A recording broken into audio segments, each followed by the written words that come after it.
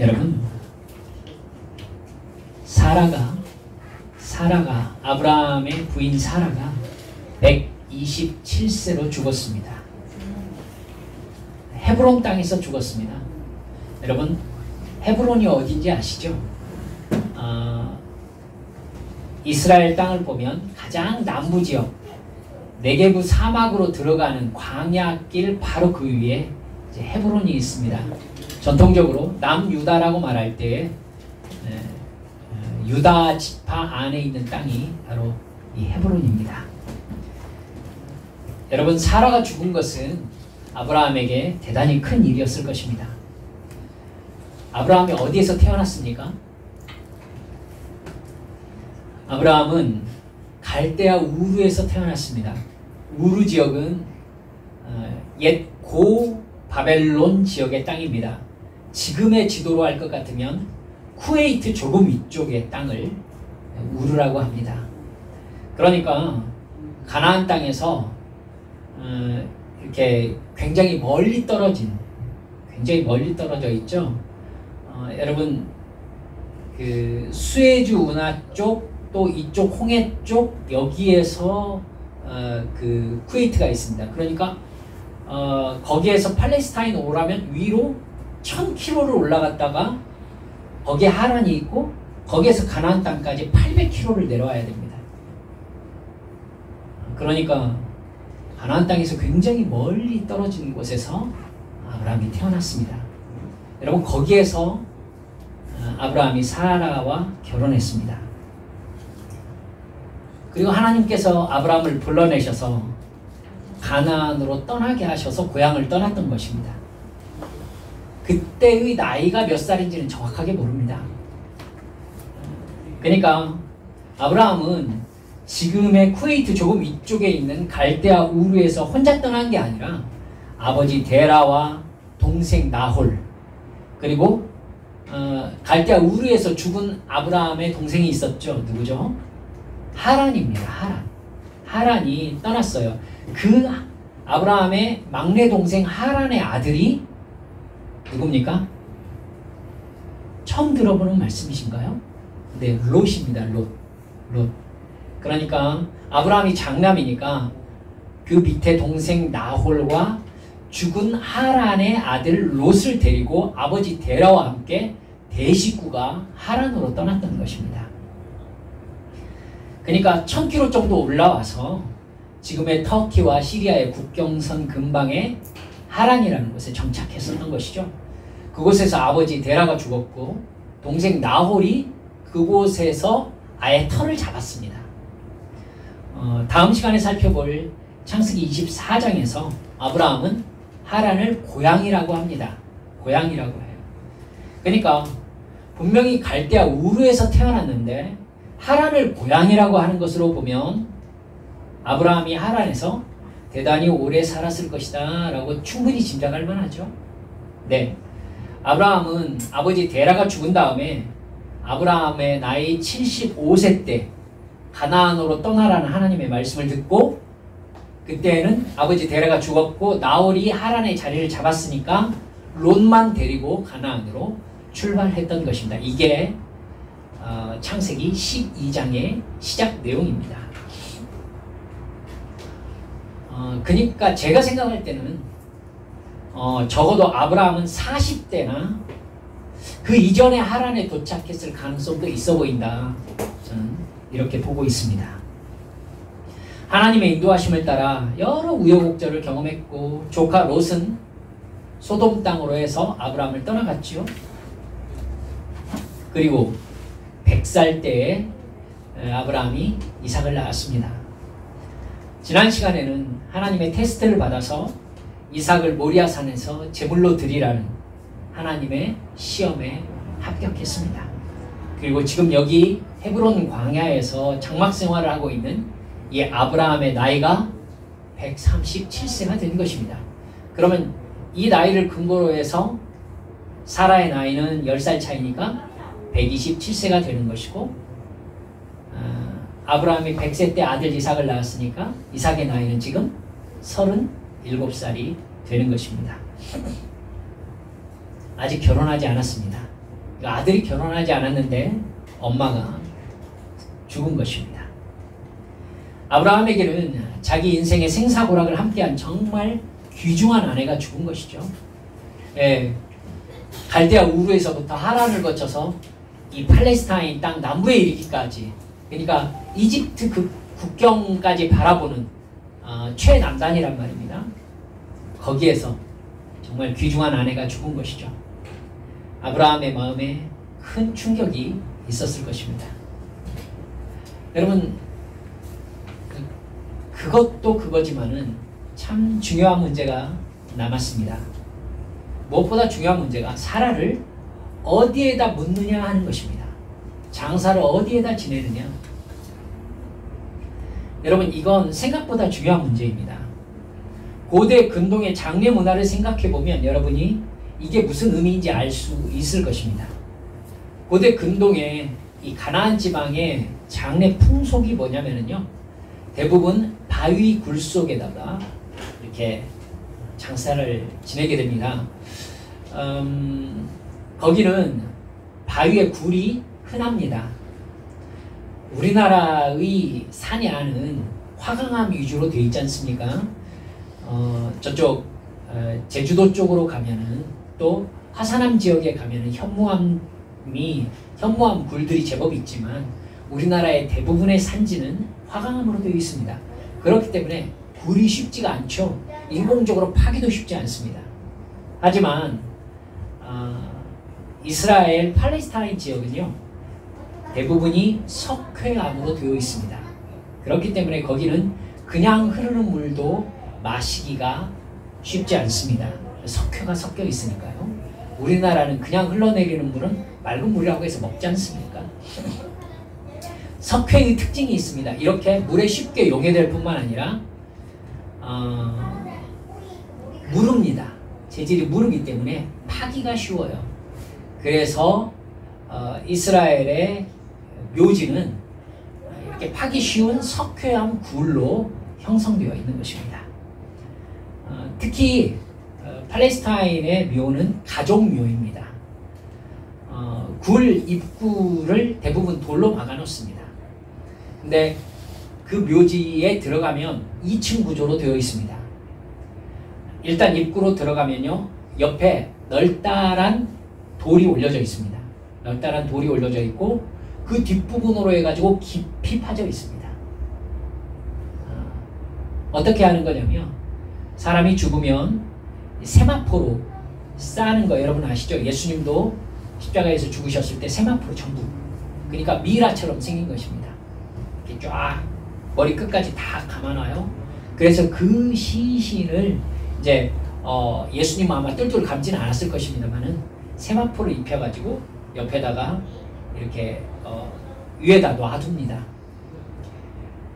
여러분, 가족에서 죽은 사람이 바로바로 생기지 않는 한은 그 시체는 거기 돌 위에서 썩습니다.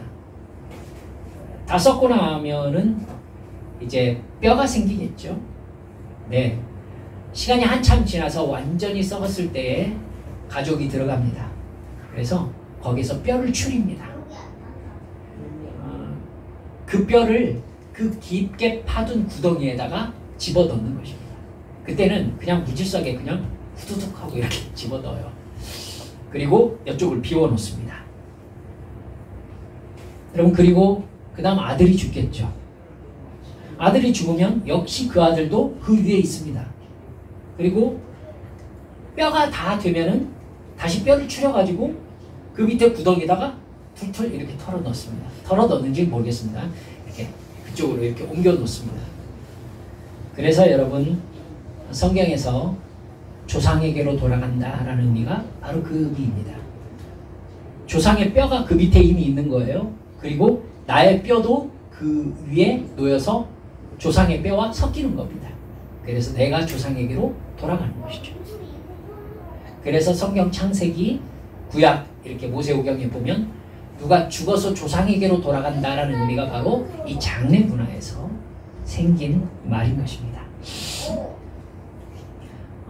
그러니까 아브라함이 사라를 어디에다 매장하느냐라는 문제는 아브라함 자기가 어디에서 죽어 매장될 것이냐까지 결정하는 문제인 거죠.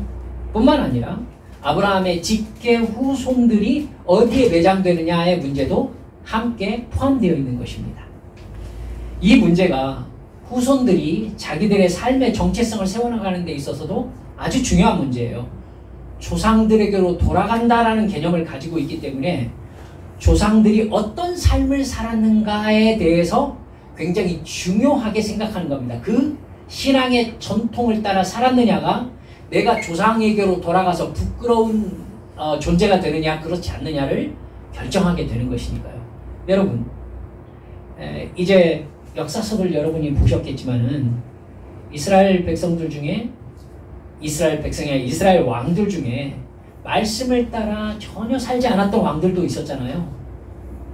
그 왕들이 죽었을 때 성경에 그들은 다윗의 묘지에 장사되지 못하고 다른 곳에 묻히는 상황이 몇 번 발생하는 것을 볼 수 있죠. 무슨 의미인지 아시겠죠? 네, 그렇습니다. 그러니까 내가 조상에게로 돌아간다라는 것은 조상들이 지켜온 하나님과의 약속의 전통 안에서 내가 제대로 살았는가라는 부분을 끊임없이 뒤돌아보게 하는 문제가 되었던 것입니다. 그러니까 조상들에게 부끄럽지 않은 삶을 살아야 된다라는 의미가 가족묘 안에 아주 깊이 자리 잡고 있는 거예요. 그런데 만약 가족 매장지를 정하는 곳에서 자기 후손들이 전혀 살지 않는 상황이 벌어지면 어떻게 되겠습니까?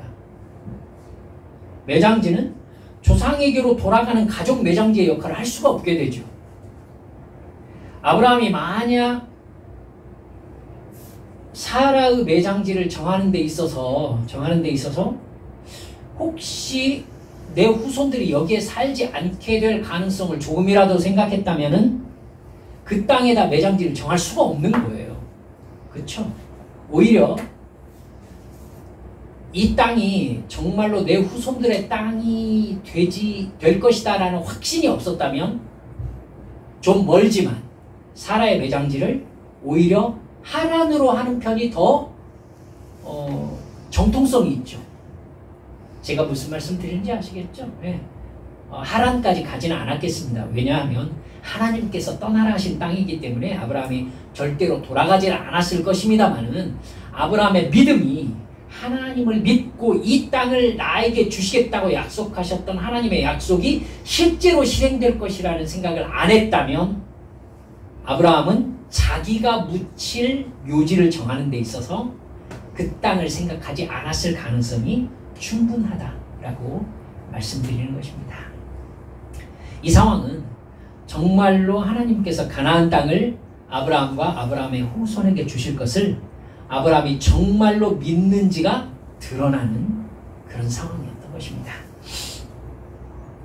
근데 아브라함은 사라의 시신 앞에서 일어나서 그 땅에 주로 살고 있는 족속, 헷족속 이 사람들에게 4절의 말을 전합니다. 가나안 땅에 사는 그 족속 중에 하나가 헷족속이었거든요. 헷족속 생각나는 사람 있습니까? 헷족속 우리아가 헷족속이었습니다.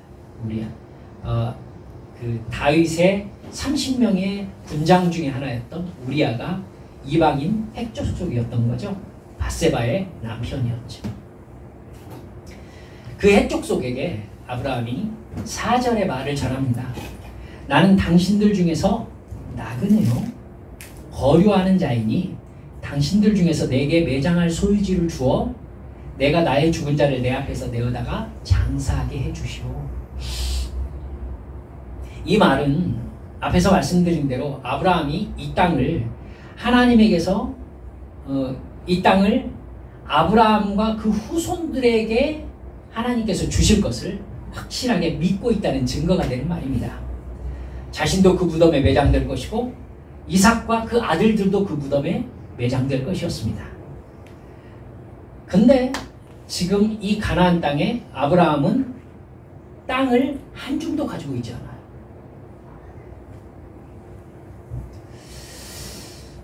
참 그러니까 이게 상당히 큰 믿음이어야만 가능한 일이 될 수 있는 것입니다. 여러분 아브라함의 이야기를 들었던 해족속이요 6절에 대답하는 말이 나옵니다. 해족속이 표현하는 말을 한번 들어보세요. 내 주여 들으소서. 당신은 우리 가운데 있는 하나님이 세우신 지도자이시니 우리의 묘실 중에서 좋은 것을 택하여 당신의 죽은 자를 장사하소서. 우리 중에 자기 묘실에 당신의 죽은 자 장사함을 금할 자가 없으리이다. 그러자 아브라함이 에브론이라는 사람이 소유하고 있는 막벨라 굴을 자기에게 팔아달라 이렇게 부탁을 해요. 그런데 이 이야기를 들은 에브론 그 밭의 소유자가 11절에서 또 이렇게 얘기합니다. 내 주여 그리 마시고 내 말을 들으소서. 내가 그 밭을 당신에게 드리고 그 속의 굴도 당신에게 드리되, 드린다는 말을 계속 반복하고 있죠. 돈을 안 받겠다는 얘기잖아요 지금. 그렇죠?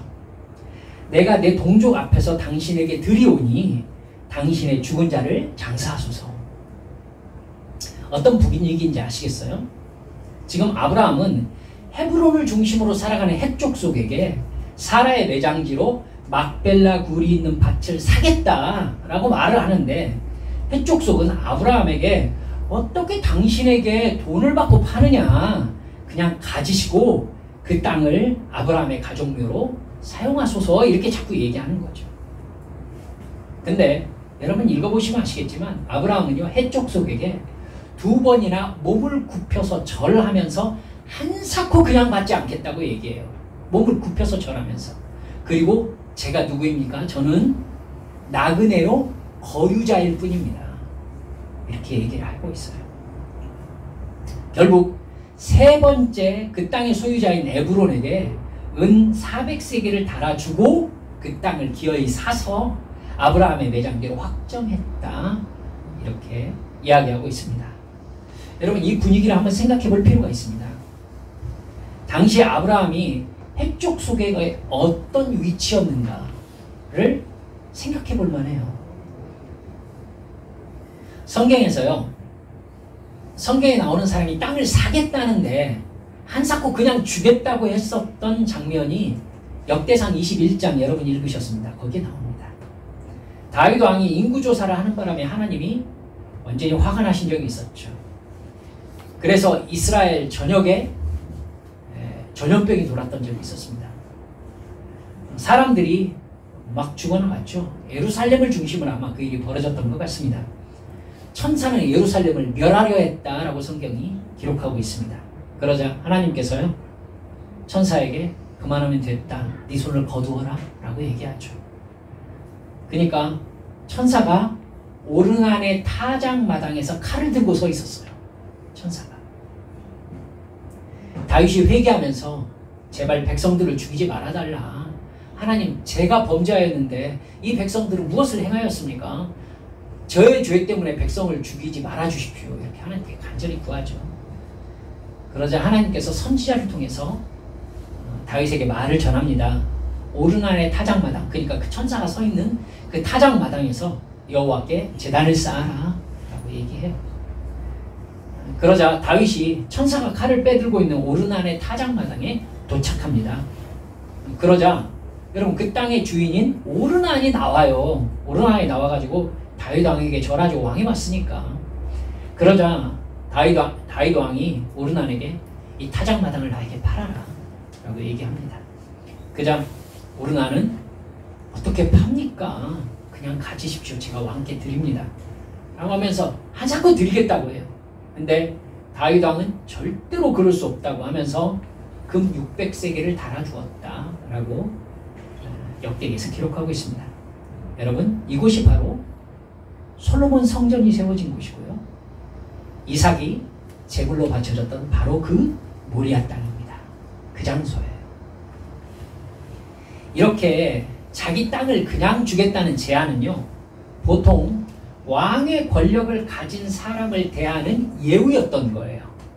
왕의 권력을 가진 사람에게 내 땅을 당신께 드립니다, 이건요 내가 희생합니다 이 의미가 아니에요. 내가 희생하겠습니다라는 의미가 아니라 왕의 권력을 가진 위대한 당신이 아닙니까? 당신의 목적을 이루는데 나의 소유물이 사용된 것만으로 해도 나는 영광입니다. 그 표시예요. 저는 영광스럽게 당신에게 이 땅을 드릴 것입니다. 그러니까 받아주십시오 이 얘기지 공짜로 드릴게요 그 얘기가 아니라고요. 아시겠죠? 내가 희생합니다 그게 아니에요. 따라서요. 아브라함에게 내 주여 내 땅을 당신이 당신의 가족묘로 사용하는 것은 나의 영광입니다. 드리겠으니 사용하십시오. 이 말은 아브라함이 해족 속에게 어떠한 위치를 차지하고 있었는가를 우리에게 쉽게 알 수 있게 해주는 대목인 겁니다. 그 지역에 왕과 같은 대우를 받는 지도자의 위치에 올라 있었던 겁니다. 우리가 예전에 살펴보았듯이요. 아브라함은 소돔과 고모라가 포함된 5왕 연합군을 이긴 4왕 연합군을 추격해가지고 자기가 훈련시킨 군사로 그들을 습격해가지고 사로잡혀간 롯과 식구들을 전부 다 구해냈던 여러분 그런 일이 있었죠. 창세기 15장에서 강력한 세력을 가지고 있었던 사람인 것입니다. 마음만 먹으면요 충분히 성을 건축하고 왕을 자처할 수 있는 세력을 가질 정도였을 것이다 라고 충분히 예측이 됩니다. 그렇기에 해족속이 아브라함에게 우리 땅을 기꺼이 드리겠습니다 라고 지금 낮은 자세로 내 주여라고 말하고 있는 것입니다. 근데 아브라함이 영겁후 허리를 숙이면서 나는 당신들 위해 군림하는 사람이 되지 않겠다 라고 자꾸 표현하고 있는 겁니다. 아브라함이 그러니까 허리를 굽혀 그들에게 절하는 모습이 여러분 과하게 표현되는 것이죠. 해족속이 사실은 그 아브라함의 모습을 바라보면서 아마 어쩔 줄 몰랐을 거예요. 이 사람이 왜 이렇게 허리를 굽혀 절하면서 우리에게 이렇게 표현하나? 이 사람은 그러지 않아도 충분한 사람인데 아마 이랬을 거라고. 아브라함은요, 난 당신들의 왕이 아니다. 난 당신들의 위에 있지 않다. 나는 나그네이고 그야말로 거유민이다. 이민 온 사람이란 얘기예요. 나는 절대로 당신들의 땅을 뺏거나 공짜로 받는 것을 하지 않겠다 라고 계속 표현하고 있는 겁니다. 아브라함은요 해족속이 자기를 거의 왕처럼 대우하고 있다는 거 알고 있습니다. 그리고 얼마든지 자기의 권력으로 왕의 자리에 오를 수 있다는 것도 알고 있습니다. 그러나 아브라함은 오늘 본문 4절에서 끝내 당신들 중에 나는 나그네일 뿐입니다 라고 자꾸 자기를 낮추고 있어요. 여러분 아브라함이 무슨 의도로 이렇게 자꾸 이 사람들이 보기에도 과한 표현을 하고 있는 것일까요? 자신은 이 땅에 살지만 하나님께서 자신에게 이 땅을 주지 않으셨으니 나그네요 왔다 갔다 하는 거류자일 뿐이라 라는 자기 인식을 가지고 있는 겁니다. 아브라함은 하나님께서 이 땅을 자기 권력으로 차지하게 하지 않으셨다는 것을 분명히 알고 있었습니다. 아브라함은 자기의 존재의 의미가 오직 하나님과의 약속에 달려있다는 것을 철저하게 인식하고 있어요. 여러분 스데반 집사님도 이 부분에 대해서 한번 짚고 넘어갑니다. 사도행전 7장 마지막 설교인데요. 스데반이 설교한 마지막 설교 4절을 보면요. 이 부분에 대해서 이렇게 얘기하고 있습니다. 그러나 여기서 발붙일 만한 땅도 유업으로 주지 아니하시고 다만 이 땅을 아직 자식도 없는 그와 그의 후손에게 소유로 주신다고 약속하셨느니라. 아브라함이 지금 무슨 상태인 거예요? 이렇게 큰 세력을 가지고 있는데 땅을 발붙일 만큼도 하나님께서 아브라함에게 허락하지 않으신 거예요. 다만 너의 후손에게 아직 생기지도 않았던 그의 지금 이 시점이 아닌 거 아시겠죠? 아브라함에게 맨 처음 약속하실 때 지금 약속하신 약속을 회상하고 있는 겁니다. 그에게 아직 자식도 없는 그에게 너의 후손으로 주시겠다고 약속하신 게 하나님이셨다 라고 스데반 집사가 돌아보고 있는 겁니다. 아브라함은 그렇게 강한 군사력과 금과 은을 소유했음에도 불구하고 하나님께서 지금 자신의 소유로 땅을 주지 않으셨다는 것을 명백하게 정확하게 인식하고 있는 겁니다. 그래서 그는 자기 세력을 절대 자랑하지 않으면서 성도 건축하지 않고 장막에 살면서 옮겨 다니는 유목민의 생활을 하면서 살았던 거예요. 여러분, 충분히 성을 건축하고 어떤 지위에 오를 수 있는 능력이 있다면 안 하고 살 사람이 있을까요? 그러니까 아브라함이 하나님과의 관계에서 말미암은 분명한 자기인식이 있지 않으면 이렇게 살지 않는다는 거예요. 하나님의 언약을 자기가 가진 돈과 힘으로 성취할 생각이 전혀 없는 거예요. 오히려 그것은 하나님에 대한 불순종이고 교만이라고 생각하고 있는 겁니다. 아브라함이. 그래서 그는 롯을 구하기 위해서 자기가 움직였을 때에도 소돔 왕이 이렇게 얘기하거든요. 다 이제 전리품 다 찾아왔으니까요. 롯도 찾아오고 사람도 다 찾아왔을 때 소돔 왕이 아브라함이 진짜 그렇게 했으니까 뭐라고 얘기하느냐면 사람만 다 돌려주고 전리품은 아브라함 당신이 다 가지시오 그랬거든요. 그때 아브라함이 과하게 표현을 했어요. 나는 당신의 것을 실오라기 하나도 취하지 않을 것이오. 다만 이 전쟁을 하기 위해서 내 식솔들이 쓴 먹을 것만 당신에게 청구하겠으니 그것만 주시오. 이렇게 얘기했었어요. 아브라함이 처음부터 얼마나 강하게 하나님의 약속을 바라보고 있는지를 우리에게 보여주고 있는 모습인 거예요.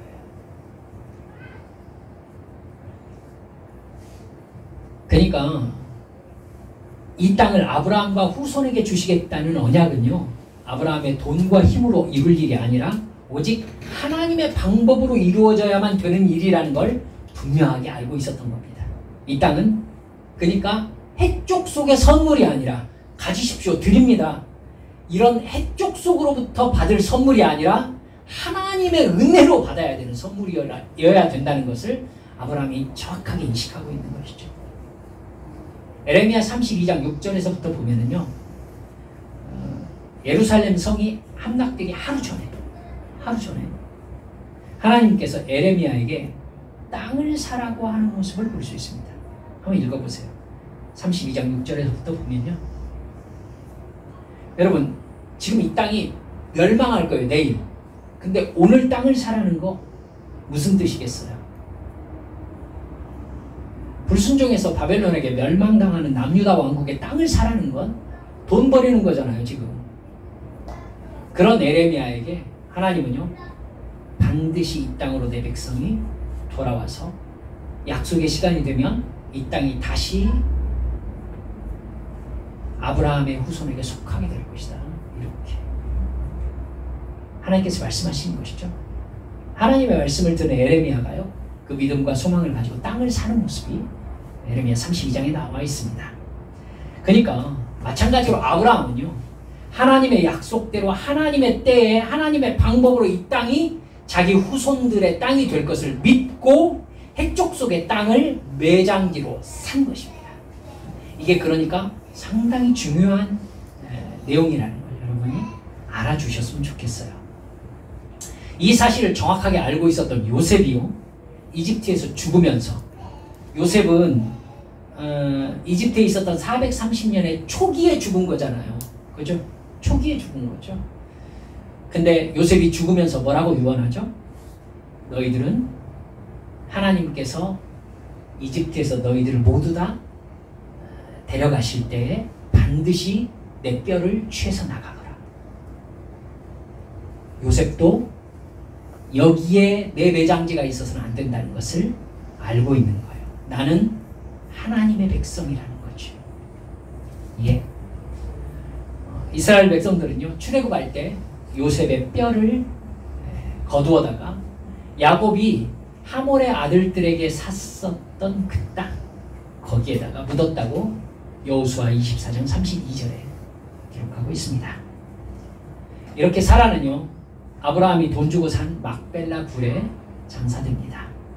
그리고 그 굴에는 아브라함과 이삭과 아브라함의 아들이잖아요. 이삭의 부인 리브가가 장사됩니다. 그리고 야곱과 야곱의 아내는 4사람이나 됐죠. 야곱의 아내 중에 놀랍게도 레아만 거기에 장사됩니다. 레아만. 라헬은 아브라함의 묘실에 들어가지 못합니다. 사실은 라헬을 사랑했는데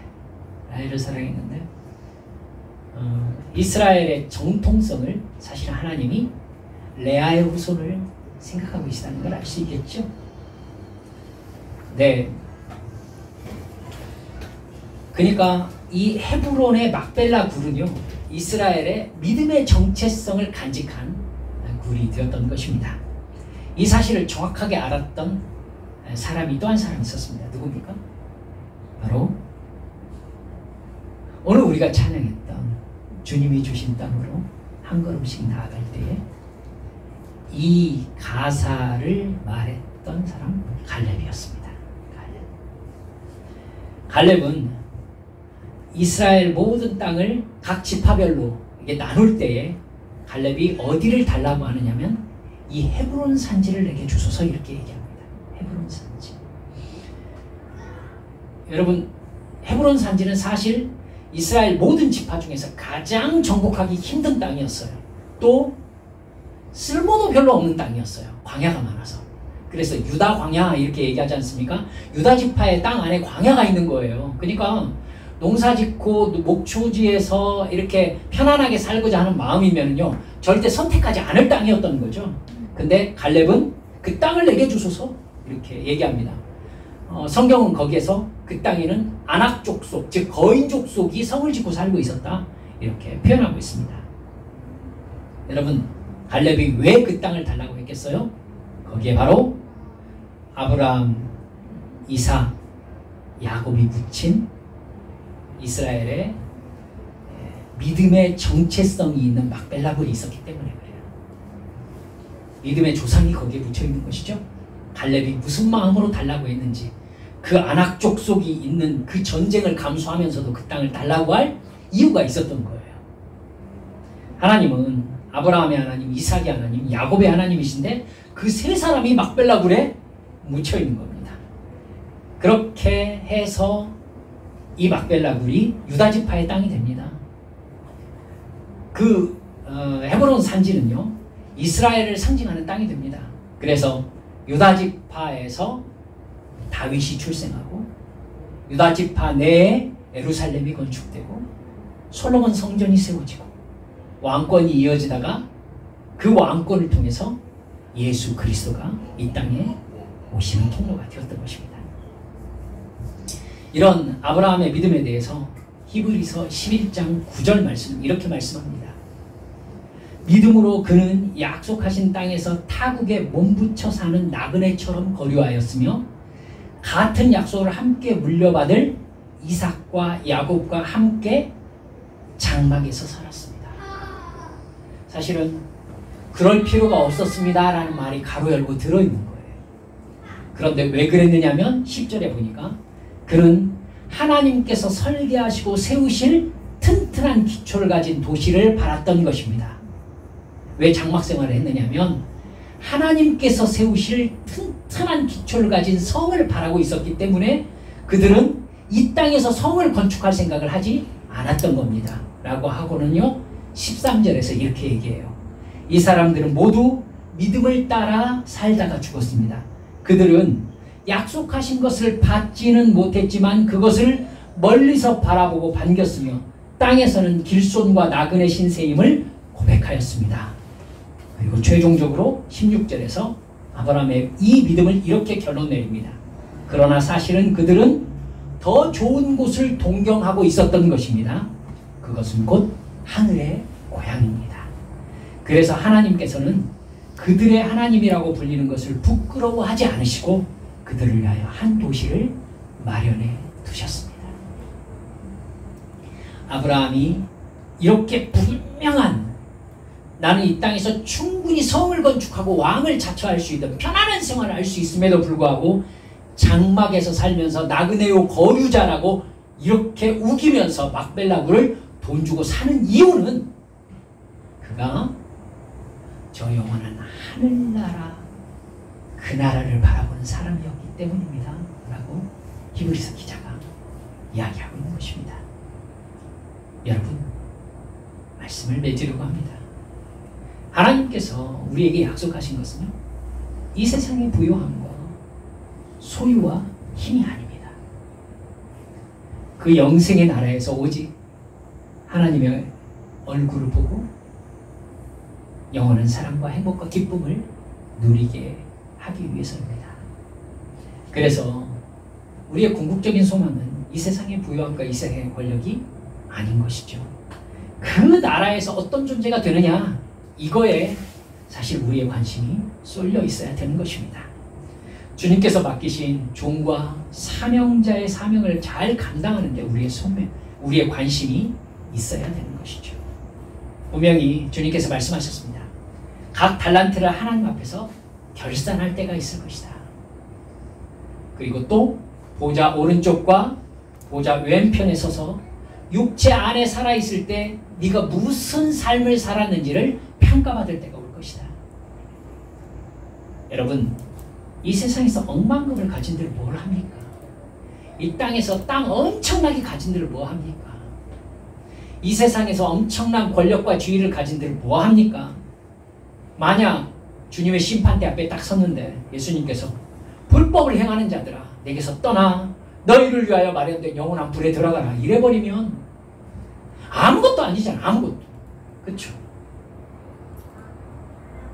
여러분, 이 세상에 어떤 왕도 그가 묻혀 누워있는 그건 한 편이 들지 않습니다. 그 자리 보십시오. 제가 장례를 여러 번 치러봐서 압니다. 죽은 사람 들어가 있는 그곳이요, 이 사람이 그 사람이에요. 이 사람이 그 사람. 이만큼이에요. 이만큼. 거기에 또 아는 사람요, 제가 들고 가거든요. 이만한 단지 안에 들어있어요. 이만한 단지 안에. 이만한 단지 안에. 여러분, 벽제에서 이렇게 화장 다 마치고 나면 뼈를 수거하거든요. 그러면 그 안에 그 일하시는 분이 그렇게 얘기하세요. 정말 밖에 있는 그 유가족들은 뭐 눈물을 뚝뚝 흘리면서 이렇게 엄마 혹은 아빠의 이렇게 유고를 기다리는데 유리창에 얼굴이 슉 나타납니다. 그리고 갈아드릴까요? 이렇게 물어봅니다. 갈아드릴까요? 아시겠어요? 갈아드릴까요? 그 얘기를 듣는 유가족들은요, 심장이 철렁해요. 어떻게 엄마를, 어떻게 아빠를 갈아드릴까요? 그러면요, 참 많은 분들이 갈아주세요. 약 5대5 정도 되는 것 같아요. 갈아주세요 이래요. 자기 엄마인데. 네, 이게 인생이라니까요. 아무것도 아니에요. 어떤 양반은 갈아드릴까요가 너무나 충격적이어서 그냥 주세요 라고 얘기하거든요. 여러분, 될 수 있으면 가세요. 보여줘요. 지금 저는 들어가서 보기도 하고 그랬습니다만은, 여러분, 사람의 이 엉덩이 뼈 있죠? 이게 타도 완전히 가루가 되지 않습니다. 좀 덩치가 있어요. 그리고 사람의 머리 이 부분만 이렇게 있습니다. 그러니까 정말 뚜껑 같아요. 이렇게 들어. 그러면 갈지 마세요 이렇게 얘기하면 어떻게 하냐면요, 그 엄지뼈 이런 좀 있는 걸요, 그 아저씨가 뚝뚝뚝 찔러요. 그래야 이 단지 안에 들어가거든요.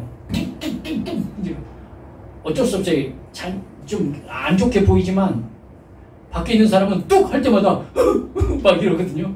그런데 그 아저씨는 뚝뚝뚝뚝 해가지고는 그 단지 뚜껑 열고요, 딱 넣어요. 그래가지고는 공간이 남죠. 그러면 부슬부슬 이렇게 툭툭툭툭 털어요. 그래가지고 공간이 쭉 비어있으면 이렇게 해요. 그리고 제일 많이 남는 게 뭔지 아세요? 머리 뚜껑이에요. 머리 뚜껑이 안 들어가요 이게. 그럼 어떻게 하는지 압니까? 옆에 많이 나온 옆에 뚜껑을 뚝뚝뚝뚝 두드려요. 그래가지고는 거기 안에다 집어넣고 무드득 깨요. 그렇게. 그래서 제가 가라고 하는 거예요. 그거 다 보셔야 돼요. 안 보여주는 지금 안 보여주겠죠.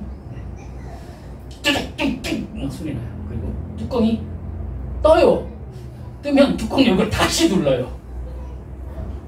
뚜껑 닫아가지고 이렇게 내줍니다. 아무것도 아니에요. 아무것도 아니에요. 이만큼이에요. 어떻게 살 거예요? 어떻게 살 거예요?